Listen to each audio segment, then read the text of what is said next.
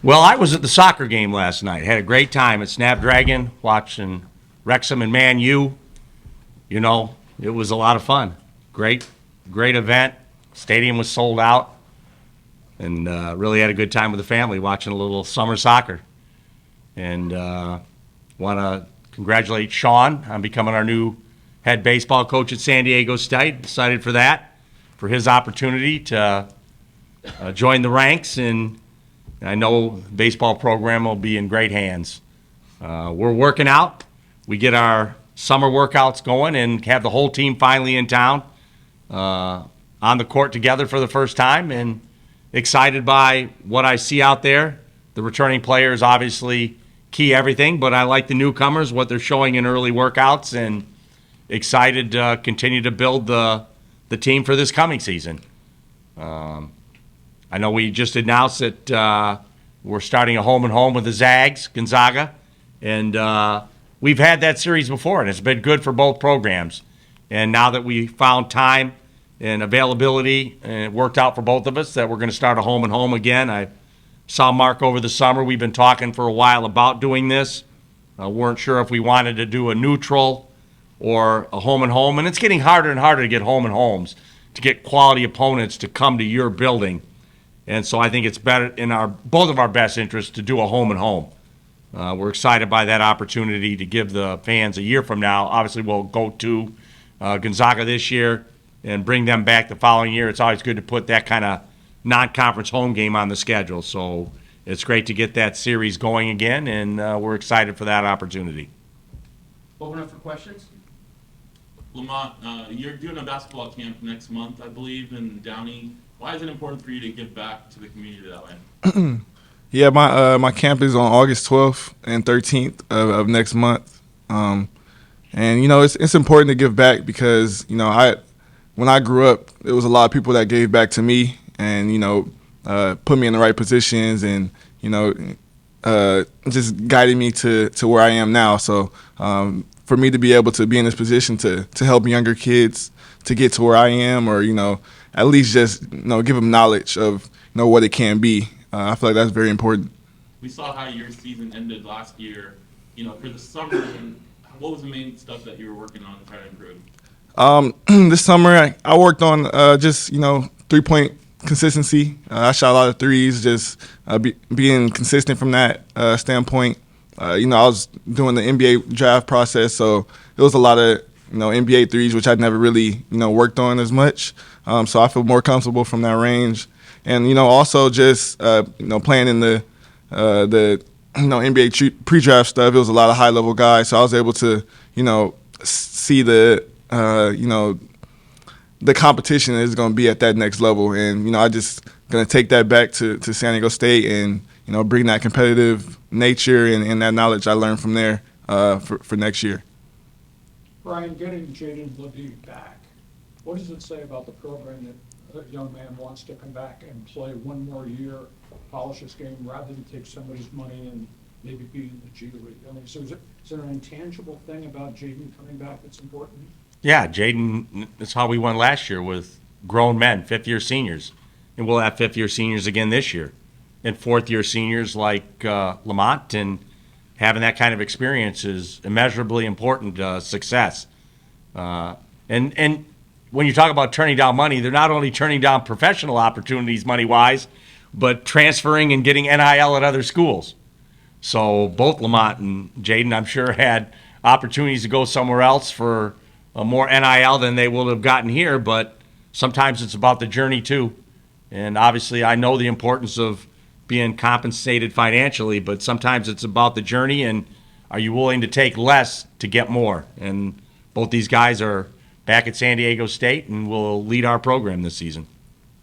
Dutch, you take us through how a little bit more detail about how this series came about? Because I think you said a few months ago you tried to get this series with Mark and the dates didn't match up. What changed and how did it come together so quickly?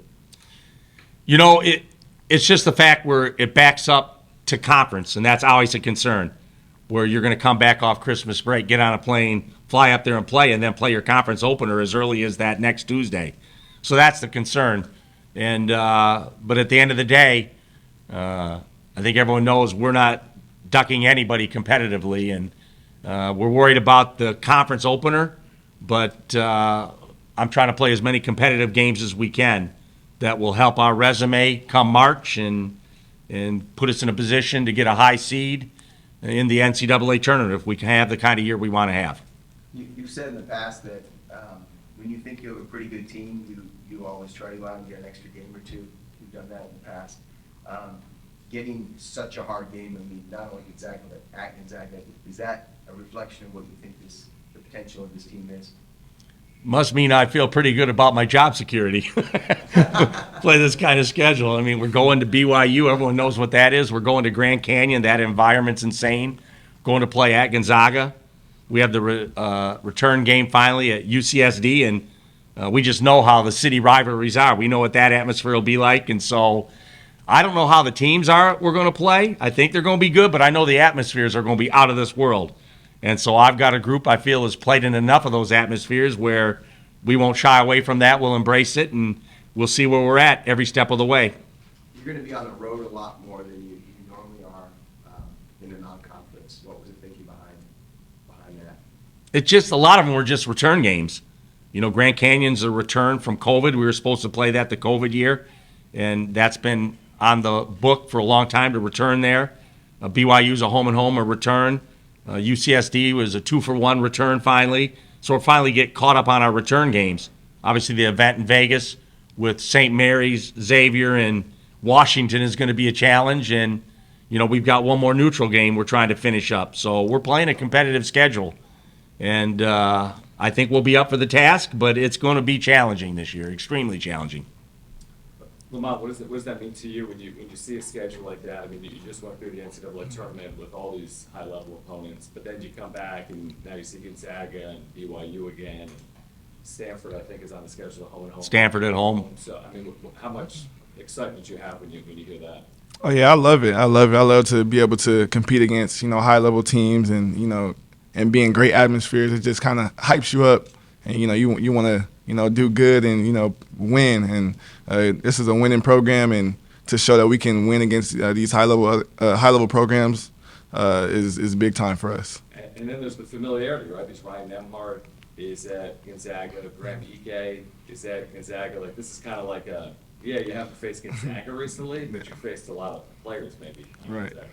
Right, yeah, no, it's going to be fun. I mean, those are two high-level players you mentioned, and we're going to go out there and compete and try to win, whoever's out there that we play. Lamont, what was the draft camp experience like when you walked in the door and saw all these other studs? Oh, it was it was great. It was pretty fun. I had a really good time. I was able to, see where I was at, and I felt that I, competed at a high level with them, and I just was able to get really good feedback from my game and be able to improve upon things that maybe I didn't do as good of last year, and just tighten up my game and be able to show what I can do next year at the next level. Brian, I got a question about the transfers. Can you just talk about the two transfers coming in? Yeah, Jay Pal just got to campus. He's skilled, he's talented, he can play multiple positions, which is usually the sign of being a good Aztec. He's got versatility in his game, so we're excited to have Jay Pal here. And then Reese Waters, obviously sixth man of the year in the Pac-12, a dynamic scorer, somebody we recruited out of high school, so we know his game well, is just ready to become the player he wants to be. And it's maybe not as much as it being here, that now he's in his third, fourth year of college basketball. He's ready to make the next step, and he's doing it. So we're excited by both of our transfers. And like I say, transfers are important to us, but our program is set by the high school guys that are here 4 and 5 years, like Lamont. And so they come in and they have someone to look up to. How do we do things at San Diego State? All they have to do is look at Lamont, and he will set the tone for a lot of what we do. Coach, you mentioned last year several times that you had 2 freshmen, Miles Bird, Elijah Saunders, that were good enough to play, but they were behind so many guys. But what did the staff kind of emphasize to them as they headed into summer to make sure that when they get minutes this year, they can produce?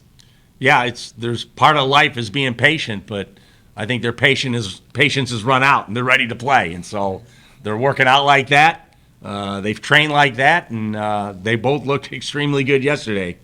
Miles Bird put on a exhibition yesterday that won his team some games as we went through our process, and so both guys are going to be major contributors this season. Lamont, talk a little bit about Reese and what kind of player he is and what he's going to add to your team. Yeah, Reese is like Coach said, a very dynamic scorer. He can score at all three levels. He has a really good handle, and he really competes on the defensive end. Like, he doesn't take anything for granted. He's out there, trying to guard guys, playing very hard, and he's really just a bucket. He can get to the rim, mid-range, scores off the dribble, pick and roll. He scores, so he's just a high-level scorer that's really gonna help us. You mentioned his defense, and you being a sort of a defensive stopper. What level of defender is he? He's a high-level defender. Like I said, he really competes. He doesn't really know our defense, so to say, not yet, just because we just getting started. But I think he's gonna be really good and really dangerous on that side. And Josh, can you talk about the incoming freshmen and what you've seen so far from them and what their chances are of maybe breaking into the rotation? I just smile every time I look at them, and whether they get there this year or not, we'll see. But Miles Heide is strong, and he's got a physical presence about him as a freshman. B.J. Davis is just dynamic. He's electric on the floor, and just needs to start fitting into what we're doing, figuring out where his opportunities are going to be. But he's a high-level competitor. And then Magoon is just oozing with potential. I mean, 6'11" with skill and can shoot the ball. And so we'll just the beauty of coaching and the beauty of every new year is fitting all these pieces together, and that's the challenge. We'll see how it all fits together. And, we haven't mentioned DeMarche. DeMarche has put a lot of work in and transformed his body and is looking good too. So just because he's in his third year, redshirt sophomore, we're expecting big things from DeMarche too. So we have a lot of really good pieces. Do you coach the freshmen differently now than you did 5, 10 years ago because of the NIL situation, knowing that and the transfer situation, knowing that they can jump after 1 year and if they feel like they're not playing, do you have to sort of approach that differently? Just have to manage expectations and recruit families so they're all part of the process to know that like Miles or like Elijah and Miles Bird last year, they were very good players, and they came from families that knew that it wasn't going to be immediate success, that it's part of a journey, and now they're on that journey, and they had to be patient last year. Probably didn't get the minutes they thought they should or deserved, but they were on a very good team, and so now they'll have an opportunity. And so it's just managing your expectations and treat them all honestly. Don't overpromise and underdeliver, underpromise and overdeliver, and that's what we've done in this program. Dutch, what's the impact of playing all the way to the national championship game on recruiting, both positively because you're in a national championship game, but also being, you're 3 or 4 weeks behind in recruiting. So what impact did that have for you for this class and moving forward as well? Yeah, obviously we got behind recruiting, but like I said, I got back on Tuesday like the team did, and I was in the office Wednesday. So, there is no obviously we enjoyed our success last year, but that will have very little impact on what we do this year. I like I like Lamont, I like Jaden, I like Micah, I like all the guys that are returning. Darion, they've all gotten better. I can see it already. So they haven't said, well, what we did is good enough. They all know they have to get better, and they've all gotten better over the summer. I can see it already. So we're just in the building process constantly, whether it's recruiting or getting our own guys better. We're on that journey for this season. I got a question about the NIL. With the new leadership of the NCAA office, the guy from Boston coming in and demanding that there's got to be different structure. NIL out of control? Is it hard to be a group of 5 to compete when people are cherry-picking players? And you work so hard to try to get post guys, and you didn't get any real established great veteran guys from big programs. Is the NIL got to be controlled better, do you think? I think, with the NCAA, that genie's out of the bottle. They're going to have a tough time controlling it now. I think they're going to probably count on some government regulation or put some regulations in there. Maybe they can, but I don't think there's any pulling it back from where it's at. Maybe they can control it better, have more transparency. So, but, You know, it's the good and bad of athletics. You know that. I mean, it's the player should be rewarded, but at the scale that it's happening, and I think the number one concern is some of the promises being made are not being met. And I can't get into specifics, you know, of other programs, but you just hear stories, you know. So we try to, anything we commit to a kid, we try to make sure happens, whether it's on the floor or NIL wise. We're not making promises that we can't keep. Coach, in like the last 25 or so years, there's been 2 head coaches. You guys are known for retaining players. What do you think that kind of says about the culture here and what kind of, you know, stands apart from other programs? I just think, you know, when you hear all these coaches that have been in a program 1, 2, 3 years and they're talking about their culture, I just say try 24, 25 years. That's a culture. And so Steve Fisher started it many years ago. I was blessed to be a part of it and then take it over. And so we have a good culture. And culture is about how you treat people and the people you bring in. And we've got a really good culture. One more question about the Zags. Coming off an amazing run last year, what kind of statement do you think it makes locking in a series like the Zags, you know, coming off of everything you guys have come off with? I think it's 2 of the best programs on the West Coast playing each other. So I think that's a great thing. Lamont, question for you. Coach, speaking about culture for SDSU, what does SDSU culture mean for you, having been a part of it for so long? And how do you go about bringing in players, be them freshmen, be them transfers, to help them become part of the Aztec culture? Yeah, the SDSU culture means a lot. I mean, it's the reason I came back, and I wanted to be a part of the culture. I wanted to keep winning for this program. Coming in, you know, I was a freshman too, so I had, you know, guys like Matt Mitchell and Jordan Shackle to lead me along. So I feel like, you know, it's my turn now that I'm a senior to bring along the new freshmen and the transfers in to get used to this culture and really embrace it. And, you know, that's just my job as a leader on this team. That you mentioned, you know, as the new baseball coach, and you were kind of in a similar situation, assistant head coach. What sort of advice would you give him? It's all part of his pathway and his journey. You know, I don't think he probably would have imagined that it would happen here this quickly. But Mark decided to retire, and he had his opportunity, and he'll make the most of it. This is a great place. This is a fantastic place to be. We get great support from our administration, both John David Wicker and President De La Torre, and he'll have everything he needs to be successful. And now he'll roll his sleeves up like we all do and go to work and build the culture of his program. Is there any advice in particular to how quickly it happened? Because it happened similarly with you. One day, Coach Fisher walked in the office and said, "I'm retiring." And next thing you knew, you were head coach. Similar situation. Well, if he's anything like me, I'm sure he was excited and probably didn't sleep very well the first night. But he'll be ready to go. Sean will be ready to go. He knows what he's doing. He's been in the game a long time. So I'm excited for him and his opportunity. Brian, what do you think about the outcome of the Mountain West situation and the Pac-12 and the fact that most of us in the media thought at this point in time we'd be talking about Pac-12 Aztecs, but your gut reaction? Just there's a lot of moving pieces, you know, and I just trust President De La Torre and John David Wicker to navigate us through the process. And, you know, it's every conference is going through this, you know. Everyone's wondering what's going to happen next in their own conference. So it's historic times in college athletics, and we're all just kind of dealing with it on a daily basis, but sometimes it takes months and years to figure out where this is all going at the end of the day.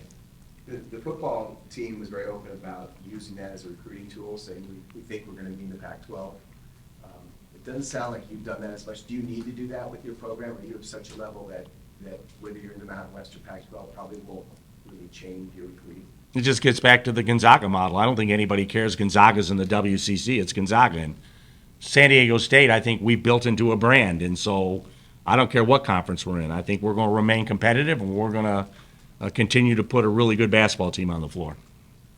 Lamont, you see any similarities in yourself coming in 3+ years ago and BJ Davis, when you look at him and his game and what his aspirations are?